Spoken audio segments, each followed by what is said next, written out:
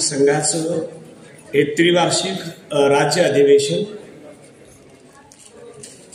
अधिवेशनाच्या निमित्तानं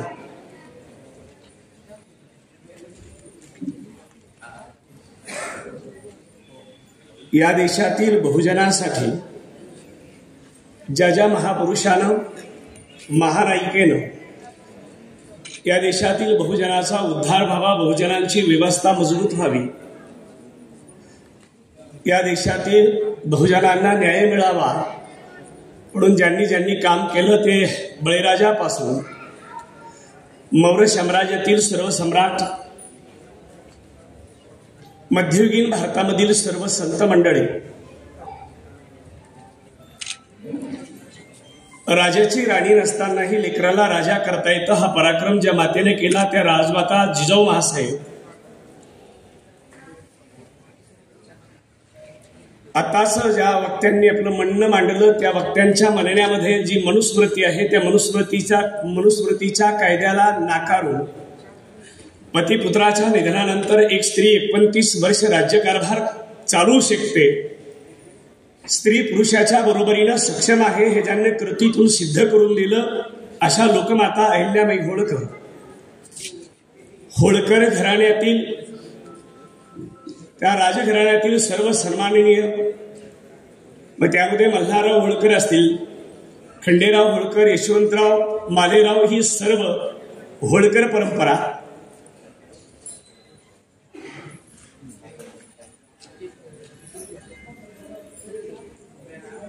मनुस्मृतीच्या कायद्याला नाकारून स्त्रीला माणूसपणाचा सन्मान मिळाला पाहिजे, तीही माणूस आहे म्हणून स्त्री शिक्षणाचा पाया ज्यांनी घातला ते राष्ट्रपिता ज्योतिराव फुले. त्यांच्या संघर्षमय वाटेवर त्यांना साथ देणाऱ्या ज्ञानाई सावित्रीबाई फुले, भारताच्या राज्यघटनेचे शिल्पकार महान कायदेपंडित विश्वरत्न डॉक्टर बाबासाहेब आंबेडकर, 1.5 दिवसाच्या शिक्षणानंतरही साहित्य रत्न होता येतं आणि रशियासारखा देश एक साहित्यिक म्हणून निमंत्रित करतो असे साहित्यरत्न अण्णाभाऊ साठे, अंगावरती चिंध्या नेसून आयुष्यभर प्रबोधन शब्दांचं सोनं ज्या संतांनी बाटलं ते विदर्भवासी संत गाडगे बाबा,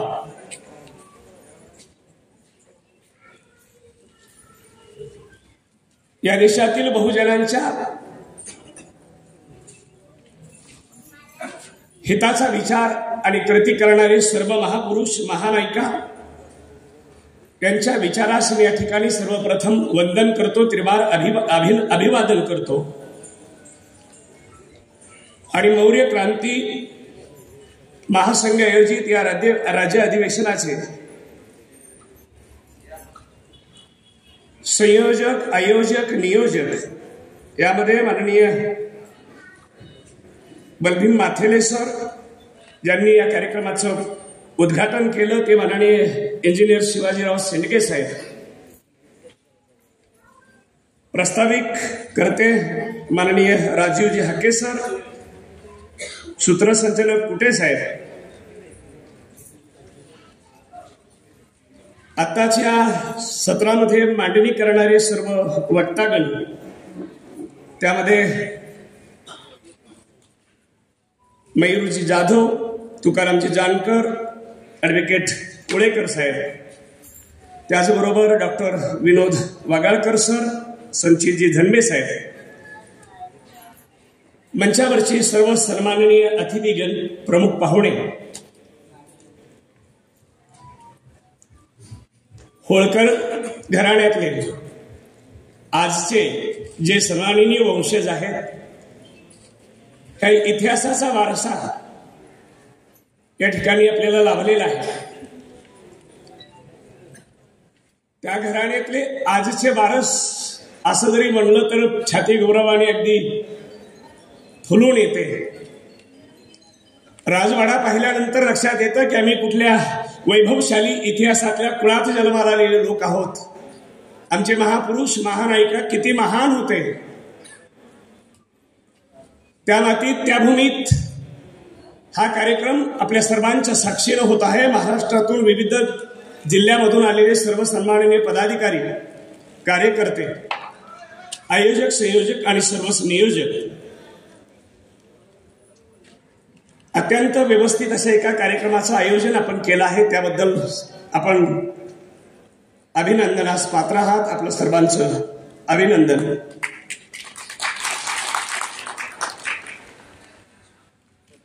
दुसरी गोष्ट, सत्यशोधक विचाराचे आधुनिक काळातील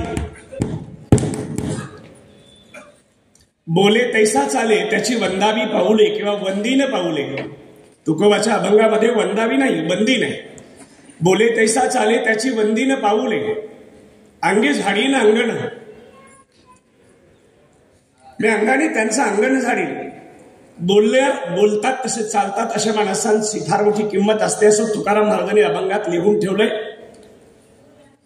असे कर्मयोगी सत्यशोधक विचारावर चालणारे पिसाळ मामा, ते आज आपल्यामध्ये नाहीत, पण त्यांच्या नावाने हा जो सत्यशोधक प्रबोधनकार पुरस्कार, यासाठी आपण माझी निवड केली आहे. बंधूंनो आणि भगिनींनो,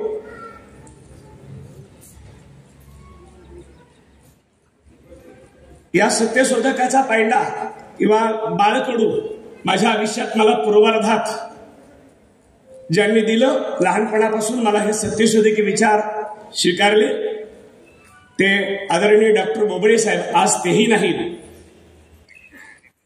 मारोतरावजी पिसाळ मामा देखील नाहीत. निसर्ग, वयाचं लिमिटेशन, मृत्यू निश्चित आहे, वेळ अनिश्चित आहे. मृत्यू निश्चित असतो, वेळ अनिश्चित असते. माणसं आपल्यातून निघून जातात. माणसं गेल्यानंतर कदाचित आपल्याकडून माणसांची किंमत आणि त्याचा प्रचार प्रसार होतो. बरीचशी माणसं आपल्यातही अशी गुणवान असतात. स्टेजवर असलेली मंडळी असेल, सभागृहात असलेली मंडळी असेल, खऱ्या अर्थानं अशा सन्मान सत्कारासाठी आपण सर्वच पात्र आहात.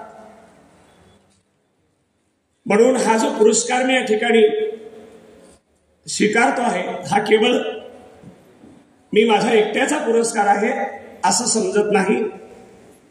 ज्यांनी मला हा विचार शिकवला, ज्यांनी मला शिवाजी राजांच्या इतिहासाची गोडी लावून दिली, होळकरांचा इतिहास माहीत झाला, फुलेशाह आंबेडकरांचा इतिहास माहीत झाला, असे विविध चळवळीतले सर्व सन्माननीय पदाधिकारी, मी असं समजतो की मी त्यांच्या सर्वांच्या वतीनं एक प्रातिनिधिक स्वरूपामध्ये इथं उभा आहे. आपल्या हा सर्वांचा सन्मान आहे असं आपण समजायला हरकत नाही. सत्यशोधकी विचार चालताना, करताना, अंगीकारताना, जोपासताना समाजाची किती साथ मिळते किंवा मिळत नाही हा एक वेगळा मुद्दा आहे. पण याच्यासाठी कुटुंबाची साथ असावी लागते. अगोदरच्या वक्त्यानं या मुद्द्यावरती आपलं म्हणणं मांडलं. म्हणून माझ्या कुटुंबातली माझी पत्नी, माझे लेकरं, माझे आई वडील, माझे बंधू, माझे कुटुंब या सत्यशोधकीय विचाराच्या मार्गावरती चालणारं कुटुंब आहे.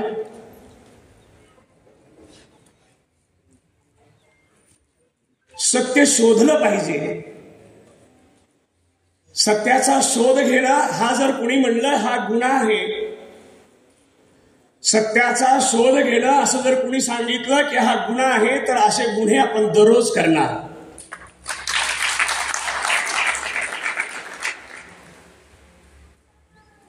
कारण ज्याला असत्य समाजावर लादायचं आहे, समाजाला गुलाम बनवायचं आहे, त्यांची जरूरत असत्य असू शकते. परंतु आपल्या समग्र महापुरुषाचा इतिहास हा सत्यशोधनाचा इतिहास आहे. खऱ्याला खरं आणि खोट्याला खोटं म्हणण्याचा इतिहास आहे. वास्तववादाचा इतिहास आहे.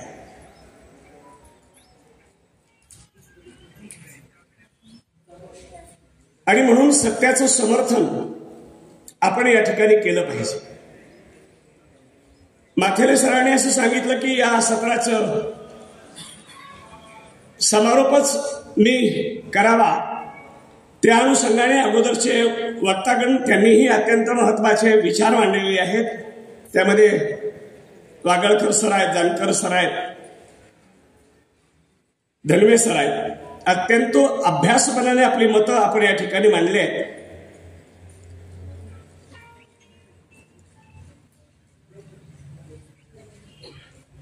या पुरस्कारासाठी माझी निवड केली माझ्या कुटुंबाच्या वतीनं. पुरस्कार समिती या सर्वांचं ऋण व्यक्त करत मी या विषयाच्या अनुषंगानेही या ठिकाणी मत मी या ठिकाणी मांडतो. बंधूंनो आणि भगिनींनो, माणसं विचार करतात कारण 2-3 विषय आहेत. विचार परिवर्तन, सगळ्या परिवर्तनाचं मूळ आहे एक. बुद्धिजीवी माणूस समाजाच्या बऱ्या वाईटाला जबाबदार आहे 2. आणि महापुरुषाच्या इतिहासाची प्रासंगिकता. विषय तर तसे प्रचंड मोठे आहेत. माणूस विचार करतो एवढंच नैसर्गिक आहे, पण माणसाने कसा विचार करावा हे नैसर्गिक नाही. आपल्या अवतीभोवतीचं जग ज्या पद्धतीने आपल्याला विचार करायला भाग पाडतं त्या पद्धतीने माणूस विचार करतो. आज इथे आपण जमलो, एकूण होळकरशाहीचा विचार करतो, भारतातल्या बहुजनाच्या इतिहासाचा विचार करतो, बहुजनाच्या ऐतिहासिक विरासतीचा विचार करायला लागलो. बहुजनाच्या उन्नतीची कारणं शोधायला लागलो, बहुजनाच्या अधोगतीची भीती वाटायला लागली. हा विचार आपण यासाठी इथे करायला लागलो की त्या पद्धतीचा अवतीभोवतीचा माहोल आहे. आता आपण जपानचा विचार नाही करत, आता आपण अमेरिकेचा विचार नाही करत का? त्याचा विचार करावा अशी कुठलीही घटना आपल्या अवतीभोवती नाही आहे. ज्याचा विचार करावा अशा घटना अवतीभोवती चालतात, घडतात. तसा तसा माणूस विचार करत असतो. म्हणून समाजाने कसा विचार करावा असं या देशातल्या बुद्धिजीवीला वाटतं. तशा तशा पद्धतीचा माहोल या देशातल्या बहुजन समाजाच्या आजूबाजूला निर्माण करण्याची जिम्मेदारी या देशातल्या बुद्धिजीवीची आहे.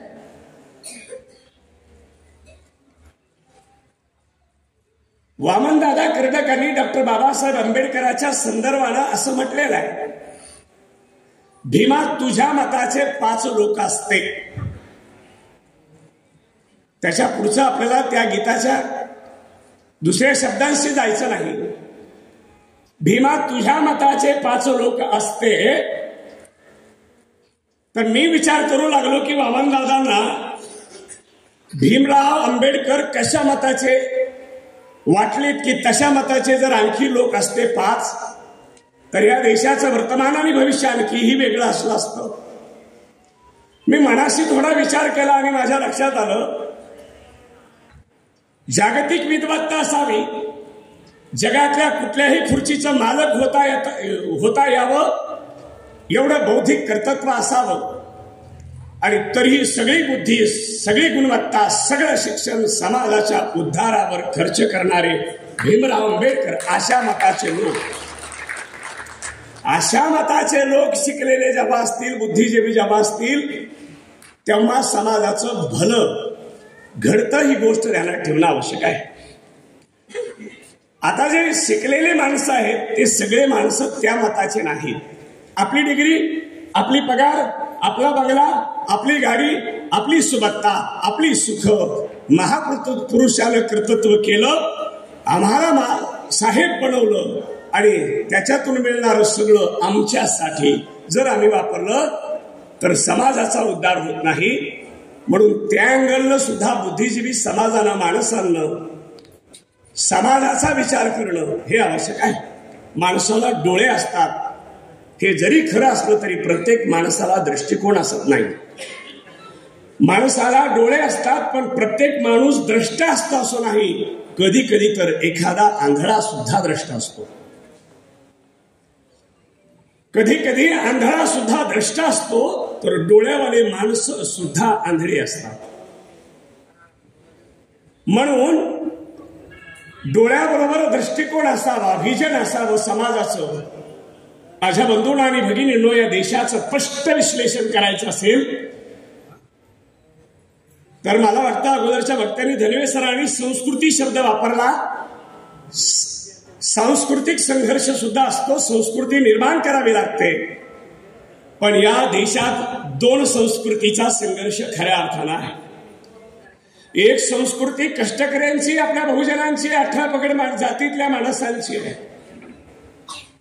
ती गवत लावते, गवत वाढवते, गाय पाळते, गवत कापते, गाईला टाकते, गाईचं दूध काढते, दुधाचं दह्यामध्ये रूपांतरित करते, दह्याचं घुसळण करते, त्या घुसळणातून लोणी काढते, लोण्याला कडवते आणि त्या कडवल्यानंतर लोण्याचं तूप निर्माण करते. पण तूप खात नाही, खाऊ शकत नाही, त्याला ते परवडत नाही. पण दुसरी संस्कृती या देशात अशी आहे, गाय पाळत नाही, गोमाता म्हणत असले तरी गाय पाळत नाही, गवत लावत नाही, गवत वाढवत नाही, गवत कापत नाही, गाईला टाकत नाही, दूध काढत नाही, दही बनवत नाही, दह्याला घुसळत नाही, लोणी काढत नाही, लोण्याला कडवून तूप बनवत नाही, पण तुपाशिवाय खात नाही. म्हणून रात्रंदिवस कष्ट करून उपाशी सर्वसाधारण परिस्थितीत जगणारा बहुजन आणि कष्ट न करता सुख उपभोगणारा अल्पजन, अशी संस्कृती या देशाची संस्कृती आहे. आणि म्हणून याच्यातून समाजाला बाहेर काढायचं जिम्मेदारी या देशातील बुद्धिजीवीची आहे. विचार परिवर्तनाने प्रत्येक परिवर्तन होतं. समाज हळूहळू हळूहळू हळूहळू बौद्धिक दृष्ट्या व्यवस्था गुलाम बनवत असते. परिवर्तन ही अत्यंत गरजेची गोष्ट आहे. वर्तमान काळात देखील या देशातल्या बहुजनांचा विचार केला तर आपल्याला परिवर्तन हवंय. आज आपल्याला परिवर्तन हवंय. या देशात जे घडतंय ती व्यवस्था, या देशातलं वर्तमान आपल्याला मान्य नाहीये. आपल्याला परिवर्तन हवंय. पण ते प्रॅक्टिकल भौतिकवादातलं परिवर्तन करायचं असेल तर बुद्धीमध्ये, विचारामध्ये परिवर्तन करणं गरजेचं आहे. गुलामी कशी असते? एखाद्या पोपटाला जर काही दिवस पिंजऱ्यामध्ये जर ठेवलं आणि नंतर त्याला सवय लागते की या पिंजऱ्यामध्ये राहायचंय, मग एका दिवशी पिंजऱ्याचा दरवाजा खोलल्यानंतर पोपट उडतो आणि शेजारच्या झाडावर जातो. आणि थोड्या वेळाने, खरं तर पोपट बाहेर निघलाय, झाडावरती गेलाय आणि झाडावरती जाऊन थोड्या वेळाने पुन्हा पोपट येतो आणि दरवाजा उघडा असलेल्या पिंजऱ्यात मध्ये जातो आणि स्वतःच्याच हाताने ते दरवाजा ओढून घेतो. एखादा प्राणी ज्या खुंटीला बांधला त्या खुंटीला गुमान राहतो. गाढवासारखा प्राणी तर बांधल्यासारखं केल्याच्या मोबदल्यात खुंटीला राहतो. हळूहळू हळूहळू हळूहळू गुलामी पचते आणि समाज गुलाम होतो. हत्तीच्या पिलाला छोट्याशा साखळीनं लहानपणी बांधलं, छोट्याशा झुडपाला लहानपणी बांधलं. 7-8 दिवस ते पिलू ती साखळी तोडण्याचा प्रयत्न करत होतं, ते झुडूप उपटण्याचा प्रयत्न करत होतं. परंतु 7-8 दिवसाच्या प्रयत्नानं त्या हत्तीच्या कवळ्या पिलाला ती साखळी तुटली नाही, ते झुडूप उपटलं नाही. 8 दिवसामध्ये त्या पिलाच्या मेंदूनं असा विचार धारण केला की साखळी तुटत नसते, हे झुडूप उपटत नसतं. मग तो पिलू एवढं मोठं झालं, प्रचंड बलशाली हत्ती झाला. तशा 10 साखळ्या तोडी इतकं सामर्थ्य शरीरात होतं. तसे 10 झाडं उपटील एवढं सामर्थ्य शरीरात होतं. पण मेंदूने विचार केला, पहिलेच विचार झाला होता, ही साखळी तुटत नसते, हे झुडूप उपटत नसतं. तसं बंधूंनो आणि भगिनींनो, प्रचंड हत्तीसारखा बलशाली असलेला हा बहुजन समाज बौद्धिक दृष्ट्या अज्ञान, रूढी, परंपरा, अंधश्रद्धा याच्या खाईत मेंदूला असा गुलाम, असा आकडा अडकून बसलेला आहे. त्याला जर बौद्धिक दृष्ट्या त्याच्या विचारात परिवर्तन झालं आणि सांगितलं, हे बहुजनांनो, अरे तुम्ही हत्तीसारखे सामर्थ्यशाली आहेत, जरा एकदा हवाला, जरा एकदा हिसका तर देऊन बघा, या देशातल्या विषमतावादी श्रंखला आणि झुडपं केव्हाच उलखडून मोडून पडतील. हा त्याच्या बुद्धीमधला अहसास त्याला निर्माण करावा लागेल, त्याची जाणीव त्याच्यामध्ये करून द्यावी लागेल. 2-3 गोष्टी महत्वाच्या आहेत. हा जो समाज आहे काहीतरी नाकारता आलं पाहिजे. विचार सत्यशोधकाचा स्वीकारायचा आहे. ती परंपरा चालवायची आहे. वारसा जर निभवायचा आहे तर त्या विचाराचा वारसा निभवावा लागतो. नुसत्या जय जयकाराने परिवर्तन होत नाहीत. त्या विचाराचा वारसा निभवावा लागतो. नुसत्या जय जयकाराने परिवर्तन होत नाहीत. जसं की आता हे पिसाळ मामांच्या कुटुंबातले पिसाळ सर आहेत, त्यांचे बंधू आहेत, त्यांचं कुटुंब आहे, ते त्यांच्या वडिलांचा वारसा पुढे चालवत आहे. आता त्यांच्या घरी नेहमी जाण्यात आलं, भिंतीवर सगळं साहित्य लिहिलेलं आहे, भिंतीवर, महापुरुषाच्या भिंतीवर. हा वारसा घेऊन पुढच्या पिढीला द्यावा लागतो. लेकरं लहानपणी जन्माला आल्यानंतरच महापुरुषाचे विचार वाचायला लागतात आणि तो वारसा गिरवायला लागतात आणि नवा समाज निर्माण व्हायला लागतो. तसं वर्तमान काळातली समाज व्यवस्था, बंधूंनो, जुन्या काळामध्ये ज्या वेळेला जात आपण म्हणतो जात, तेव्हा जात असं सांगतात की व्यवसायाशी रिलेटेड होती. आज जात व्यवसायाशी रिलेटेड नाही, आज जातच जात आहे. आज जातच जात आहे, व्यवसाय जात नाही. कारण माणूस जात अशी पक्की मनामध्ये घेऊन बसलेला आहे. आज एखादा सुतारी व्यवसाय करत नसेल पण सुतार आहे. आज जातच जात आहे, व्यवसाय जात नाही. आजची जातीची संकल्पना जुन्या जातीच्या संकल्पनेपेक्षा वेगळी आहे. या समग्र बहुजन समाजाला जर जोडायचं असेल तर आपण आता एक कोटेशन लिहिलं, एकीनं, एकट्यानं नाही पण एकीनं. तर ही एकी कुणाकुणाची करायची हा एक प्रश्न आहे. एकी कुणाकुणाची करायची हा आपल्या समोरचा प्रश्न आहे. अगोदरच्या एका वक्त्यानं सांगितलं, अशोक सम्राटांच्या काळामध्ये जात नव्हती, वर्ण होते. एक गण व्यवस्था होती, वर्ण व्यवस्था होती, नंतर जाती व्यवस्था आली. मग सम्राटाच्या साम्राज्यशाहीमध्ये तर एक जात नव्हती. मग सम्राटाच्या साम्राज्यामध्ये येणारे जे आजचे 18 पगड जातीत वाटल्या गेलेले हे जे बहुजन आहेत, बहुसंख्य लोक आहेत, यांना एकत्रित करून एकत्रितपणाने लढावा लागेल. ती अस्मिता बहुजन समाजामध्ये जागवावी लागेल. आम्ही एक आहोत ही भावना निर्माण करावी लागेल. ही गोष्ट सुद्धा आपल्या ध्यानात धरा. पण बहुजन चळवळी करणारी, सर्वच तळमळ करणारी ही सगळी बुद्धिजीवी माणसं हे असं काम करायला लागतात की कुठेतरी जातीची एखादी थिणगी पडायला लागते. कुणाच्या तरी जातीची अस्मिता निर्माण केल्या जाते, कुणाची तरी मानहानी करून घेतल्या जाते आणि पुन्हा जातीचा गौरवभाव, कास्ट सेलिब्रेशन केल्या जातं. मग एखाद्या जातीच्या तीव्र जातीयवादातून दुसऱ्या जात समूहाचा फायदा जर एखाद्या राजकारणाला, एखाद्या धर्मव्यवस्थेला, एखाद्या अर्थसत्तेला, एखाद्या राजकीय सत्तेचं बळ निर्माण करत असेल तर जाती व्यवस्थेला धार लावणं आम्हाला भविष्य काळात सुद्धा परवडणार नाही. आम्ही एकीकडे मनुस्मृती हे गुलामीचा ग्रंथ आहे असं आपण म्हणतो. बघा तुम्ही, काही कास्टच्या तीव्र जातीय भावनेतून बाकीच्या जातीचं एकत्रीकरण हे वर्तमान काळातले सूत्र आपण अनुभवतोय. मग ह्या एकत्रीकरणाचा वापर कुठं होतो? काही मौर्याचं साम्राज्य पुन्हा निर्माण होतंय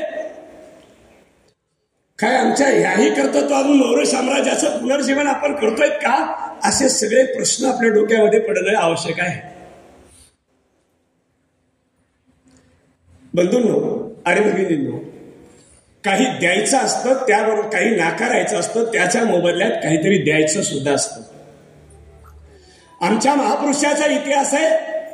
इतरांची राज्य व्यवस्था महापुरुषांना नाकारली असती तर स्वतःचं साम्राज्य आणि स्वतःची राज्य व्यवस्था दिली.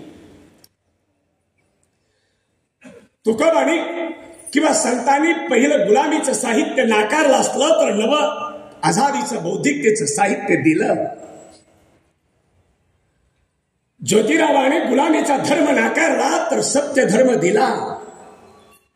डॉक्टर बाबासाहेब आंबेडकरांनी मनुस्मृती नाकारली तर भारतीय राज्यघटना दिली. आम्ही मौर्य साम्राज्याचे वारस असू, मौर्य कुळातले हे लेकर आधुनिक काळातले लेकर असू, आणि आम्हाला या देशातल्या राज्यव्यवस्थेतले समजा वर्तमान काळातले राजकीय पक्ष आम्ही मांडणी करताना अनेक वेळेला म्हणतो हे बी तसाच आहे, तो बी तसाच आहे, हा रागणात आहे, तो सापणात आहे. तर आम्ही एका गोष्टीत आज बी अपयशी ठरलेलो आहे की मी जी यादी सांगितली महापुरुषांना काहीतरी नाकारलं आणि सक्षम एक पर्याय दिला. आम्ही या देशातल्या बहुजनासाठी राजकीय सक्षम पर्याय देण्यासाठी आज बी विचार केलेला नाही किंवा त्यासाठी आणखी पहल केलेली नाही. म्हणून आम्ही वळवळ करून जाणार कुठं? इकडे नाही तर तिकडे जाणार. आम्ही कशाचं तरी समर्थन शेवटी करणार अशी एक परिस्थिती वर्तमान काळात आपल्या समोर उभी आहे. आमच्या बहुजनांच्या महापुरुषाचा विचार आम्हाला जर प्रस्थापित करायचा असेल तर हे समाज जोडावा लागेल, माणसं जोडावी लागतील. तर माणसं जोडावी लागतील. तर बंधूंनो, माझं असं म्हणणं आहे वैयक्तिक, अर्थात ते माझं वैयक्तिक म्हणणं आहे. मी म्हणतो समाज आणखी बी आपला 18 पगड जातीतला समाज लय विचार आहे. समाज कधीही एका मुद्द्यावर एकत्रित येईल हो, पण समाज संघटनेचे नेते एकत्रित येत नाहीत. आव्हान या देशातलं हे आहे, कारण प्रत्येक नेत्याला त्याचं पद आहे. दुसऱ्या बरोबर मी मिसळून घ्यायचं म्हणलं तर मग माझ्या पदाला धक्का लागतो काय? माझं अध्यक्षपद जातोय की माझं पदाचं काय आहे? अशी पंचायत आहे. म्हणून बुद्धिजीवी म्हणून घेतलेल्या या सभागृहातल्या सर्वसन्माननीय मंडळीला माझं म्हणणं आहे, आपल्या समोरचं चॅलेंज समाजाला एकत्रित करण्याचं नाही बांधवांनो, समाजाला हजारो संघटनेमध्ये विखरून टाकलेल्या नेत्यांना एकत्रित करण्याचं आव्हान आहे. ते ज्या दिवशी एकत्रित येतील समाज कुठे जाईल? सगळे जर एकत्रित येतील तर समाज कुठे जाईल? समाज सोबत आहेच ना. आणि मग कुठेतरी पुन्हा हरवलेलं साम्राज्य पुन्हा निर्माण करता येईल. अहो, इथे राजवाड्यामध्ये गेल्यानंतर त्या राजवाड्याकडे पाहिल्यानंतर डोळ्याचं पारणं फिटतं की काय वैभवशाली इतिहास आहे, काय कर्तृत्वाला आभाळाला ठेंगणं करतील इतके महापुरुष महानायिका होऊन गेले.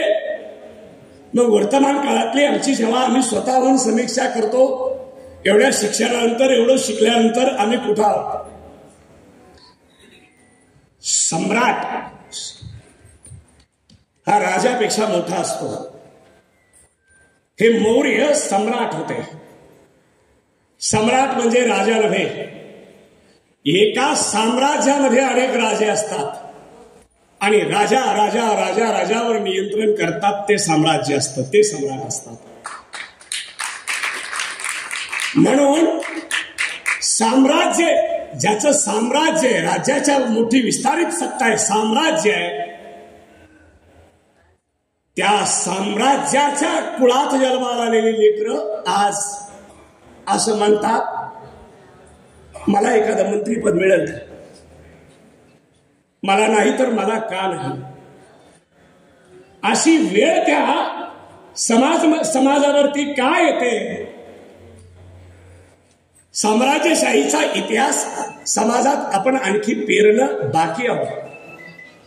मला सांगा, या देशातले बहुजन जर एकत्रित आले तर साम्राज्य आपलं आणि सम्राट बी आपलाच.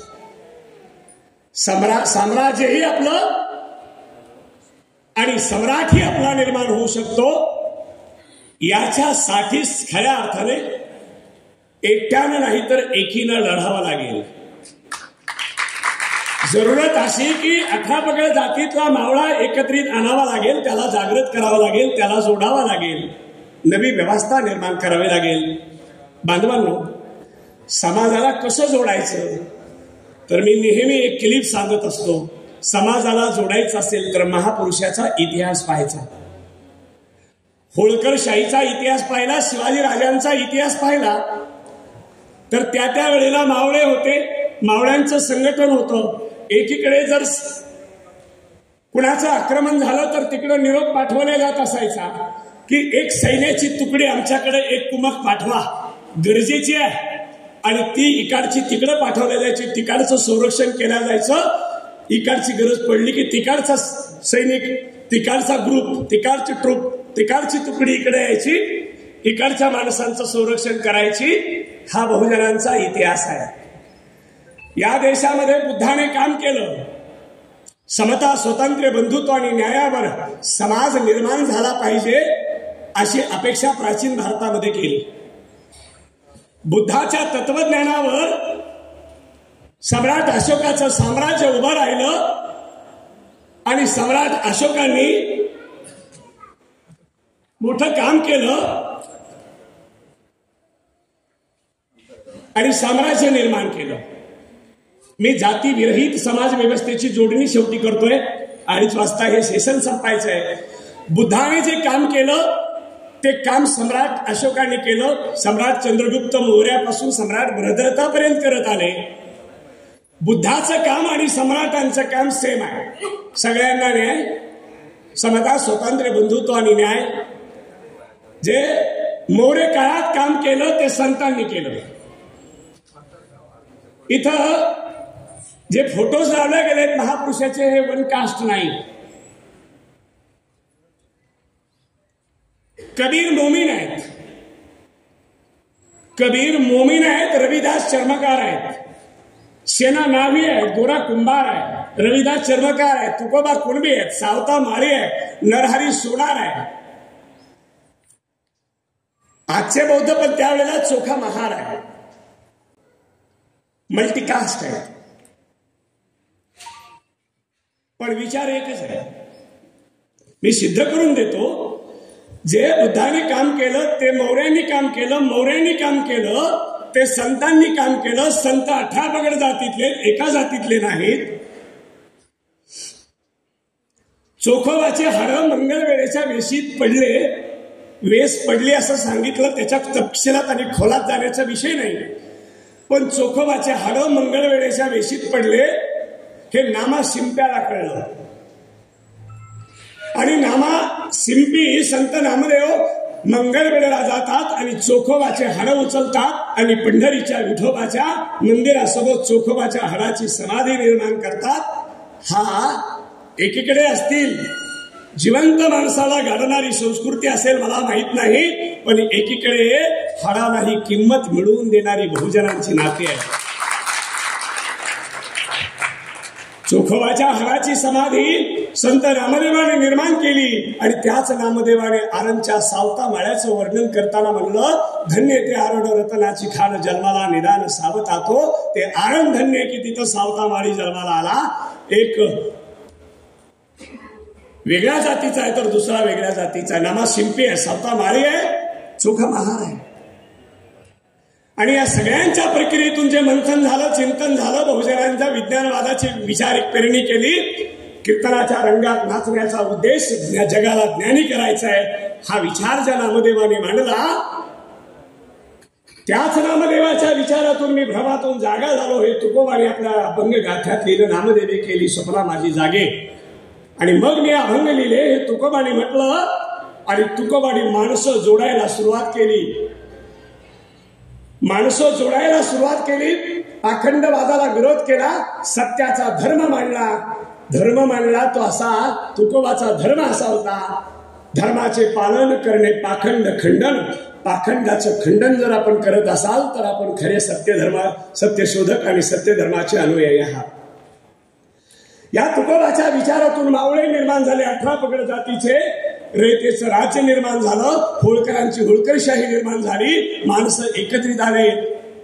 आणि याच व्यवस्थेच्या नंतर ज्योतिराव फुले आले आणि बहुजनांच्या गुलामीची कारणं शोधली, गुलामी नाकारली आणि आझादीचे सगळे साहित्य लिहिलं.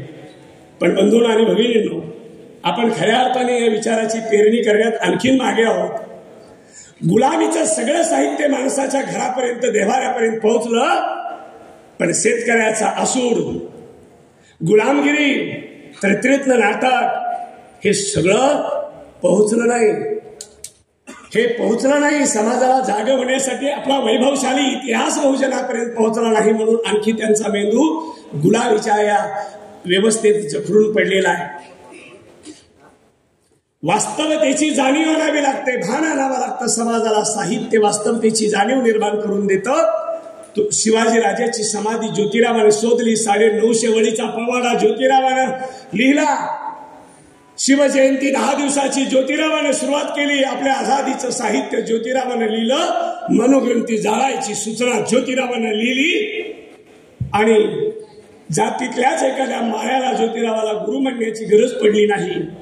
तर डॉक्टर बाबासाहेब आंबेडकर म्हणाले, महाराष्ट्रातले महान शूद्र ज्योतिराव फुले यांना माझा गुरु म्हणताना मला गौरव वाटतो. ज्योतिरावांचं शिक्षण होतं 7वी आणि डॉक्टर बाबासाहेब आंबेडकरांच्या देश विदेशातल्या डिग्र्या. ते म्हणाले, शाळेतले गुरुजी माझे गुरु आहेत, हेडमास्टर माझे गुरु आहेत, मुख्याध्यापक माझे गुरु आहेत, प्राचार्य माझे गुरु आहेत, कुलगुरू माझे गुरु आहेत. ज्योतिराव फुले माझे गुरु आहेत, कारण ज्या सिद्धांतासाठी आयुष्य दिलं ते सिद्धांत महान होते म्हणून माझे गुरु आहेत. म्हणून सिद्धांत महान असले पाहिजे. डॉक्टर बाबासाहेब आंबेडकरांनाही महान आहेत किंवा त्यांचा वारसा चालवण्यासाठी पुन्हा कास्ट बेस गरज पडली नाही. अण्णाभाऊ साठे रशियात गेले आणि म्हणले, डॉक्टर बाबासाहेब आंबेडकरांनी मला घावच घालून हे बदलायचं सांगितलंय, आदेशच आहे. आणि म्हणून त्या विचाराचा पायंडा अण्णाभाऊ साठेंनी चालवला. अण्णाभाऊ साठेंच्या बरोबरीनं गाडगे बाबा परीट गाडगे बाबा धोबी आपण म्हणतो बहुजनातलं, हे व्यक्तिमत्व डॉक्टर बाबासाहेब आंबेडकरांकडे नातं कसं असतंय. गाडगे बाबाची डॉक्टर आंबेडकरांची भेट झाल्यावर ते म्हणले, भेट जरा उशिरा झाली, जरा अगोदर झाली असती तर धर्मशाळा काढल्या नसत्या, हो शाळाच काढल्या असत्या आणि बहुजनांचं कल्याण करून टाकलं असतं. डॉक्टर बाबासाहेब आंबेडकरांनी गाडगे बाबांचा इतका जिव्हाळ्याचा संवाद झाला. आपण सगळ्यांनी ऐकलं, गाडगे बाबाचा लेकरू मृत्यू पावलं, कीर्तन चालू असताना निरोप आला. गाडगे बाबांनी कीर्तन लेकराच्या मृत्यूनंतर सुद्धा थांबवलं नाही. किती गेले कोट्याने कोटी, काय रडू एकासाठी, माझा समाज आणखी आला नाही, त्याला मला जाग करायचंय, कीर्तन चालू ठेव.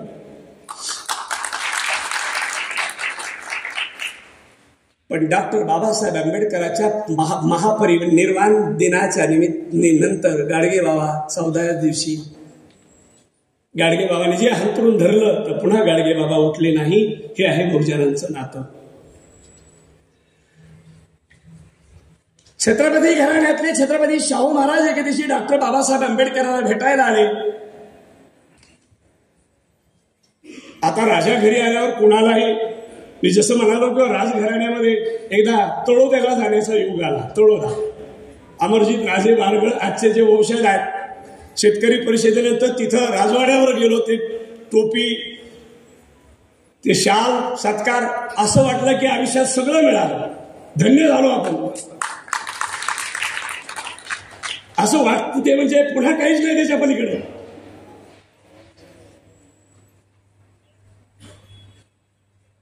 तसं राजघराण्यातले शाहू महाराज डॉक्टर बाबासाहेब आंबेडकरांकडे आल्यानंतर डॉक्टर बाबासाहेब आंबेडकरांना एवढा आनंद झाला. रमाईला म्हणाले, अगं रमा पाहिलंस कोण आलंय आपल्याकडे. आता रमाबाईला बी आनंद काय व्यक्त करावा. तर राजा आपल्याकडे आमदार खासदारांनी किंवा एखाद्या छोट्या नेत्याने खांद्यावर हात ठेवला तरी आपण किती सांगतो, साहेब आले आणि खांद्यावरच हात ठेवला. आणि साहेबाचे आपले अगदी घरगुती संबंध आहे. साहेबाचा उजवा हाताचा, मी डावा हाताचा आहे, कोणचे हात असतात की लोक, ते गौरव वाटतो. तसं राजा आल्यावर ह्यांची पळापळ झाली. त्यावेळेला रमाई म्हणाल्या, बसा राजे, मी जेवायला करतो. त्यावेळेला शाहू महाराजाचं स्टेटमेंट ऐका, म्हणजे बहुजनांचं नातं कळतं.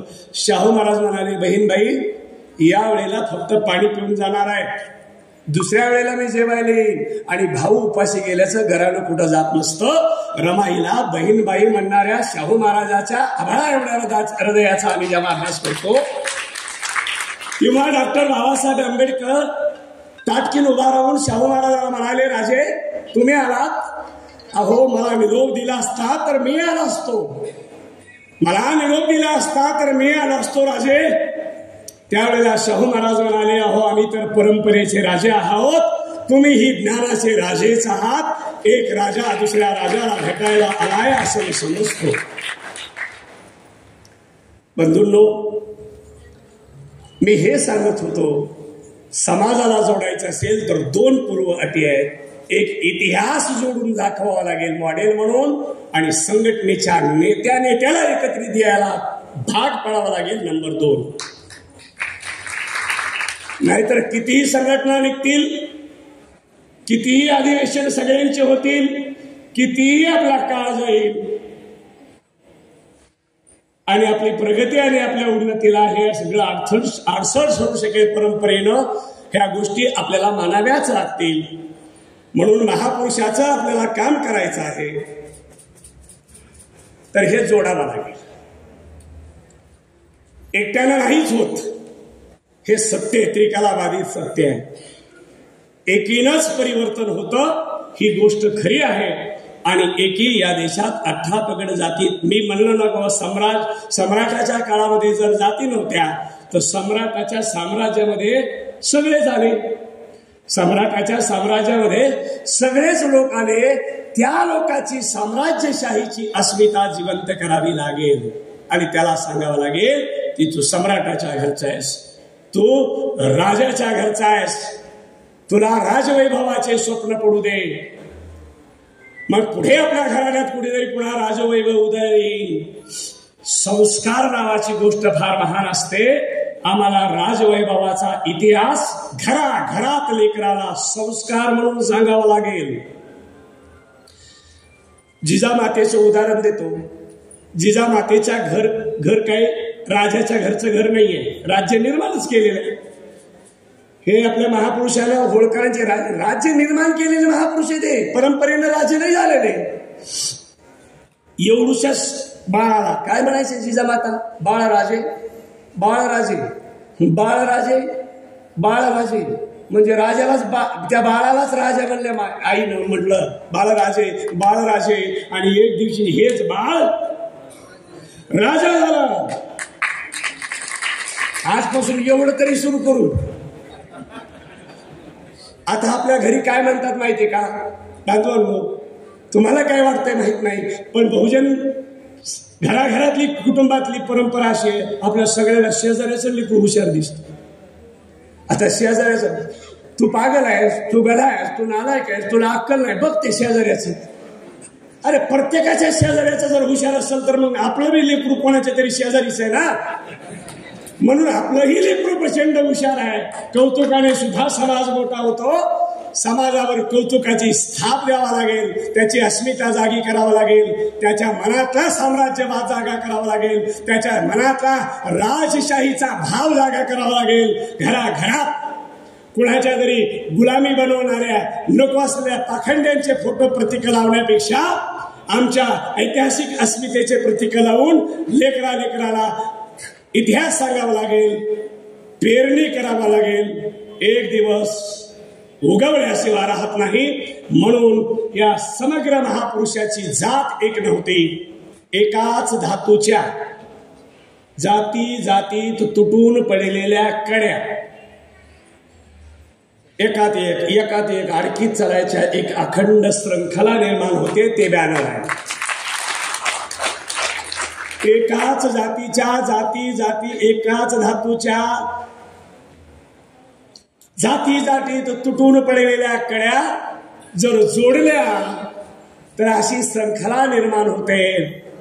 अशी जर श्रृंखला निर्माण झाली तर काही निर्माण करायची आणि काही काळ सम्राट मौर्यांचं, होळकरशाहीचं, शिवाजी राजाच्या शिवशाहीचं स्वप्न पडावं लागेल. स्वप्नाला पुन्हा वास्तवाचं रूप द्यावं लागेल. हे महापुरुष जोडावे लागतील. महाभारतात श्रीकृष्णानं अर्जुनाच्या रथाचं सारथ्य केलं तर महाभारत घडलं. महाभारतामध्ये अर्जुनाच्या रथाचं कृष्णाने सारथ्य केलं तर महाभारत घडलं. तर बंधूंनो, या देशात आपल्या सर्वच साम्राज्यशाहीमध्ये झालेल्या महापुरुषाच्या आणि महान ऐक्याच्या विचाराचं काही दिवस मन लावून सारथ्य करा. पुन्हा महाभारत नाही पण नवा भारत आपण निर्माण करू शकतो. तो नवा भारत निर्माण करण्यासाठी आपण कटिबद्ध राहूयात असा आशावाद या ठिकाणी व्यक्त करतो. मला आपण बोलवलं, माझा सन्मान सत्कार केला. म्हणून पुन्हा एकदा आयोजक, संयोजक, सर्व नियोजक या सर्वांचं मी ऋण व्यक्त करतो. या कार्यक्रमाचा मला भाग बनता आलं, बोलण्याची संधी आपण दिली, आपण अत्यंत सृजनशीलतेने ते ऐकून घेतलं, त्याबद्दल सर्वांचे आभार, धन्यवाद. धन्यवाद यादव सर. अतिशय अभ्यासपूर्ण अशी मांडणी आपण केलेली आहे. महापुरुषांचं कशा प्रकारचं नातं असतं ते नातं आपण उलगडून दाखवलेलं आहे. यादव सर, एक प्रकारे आपण समस्त बहुजन समाजाला अजेंडा दिलेला आहे. दुर्दैवाने आमच्या हातात फक्त झेंडा आहे, अजेंडा नाही.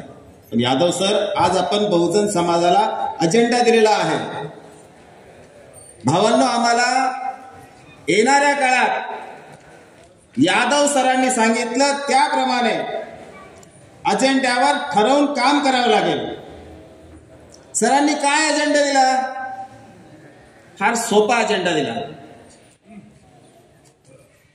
भावांनो, जयंती जर छत्रपती शिवरायांची असेल, आता आम्हाला थोडंसं वेडं होऊन काम करावं लागेल. जयंती जर शिवरायांची असेल तर बौद्धांनी जसा ते निळा दिमाखात मिरवतात तसा त्यांनी भगवा दिमाखात मिरवला पाहिजे.